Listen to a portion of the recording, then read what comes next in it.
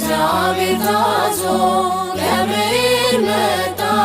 ምሕረትን ይዞ ድነትን ሊሰጥ ለሰው ልጅ ሁሉ ዘምሩለት እልል በሉ ስሙንም ጥሩ ገብርኤል በሉ ሊቀ መላእክት ከእግዚአብሔር ታዞ ገብርኤል መጣ ምሕረትን ይዞ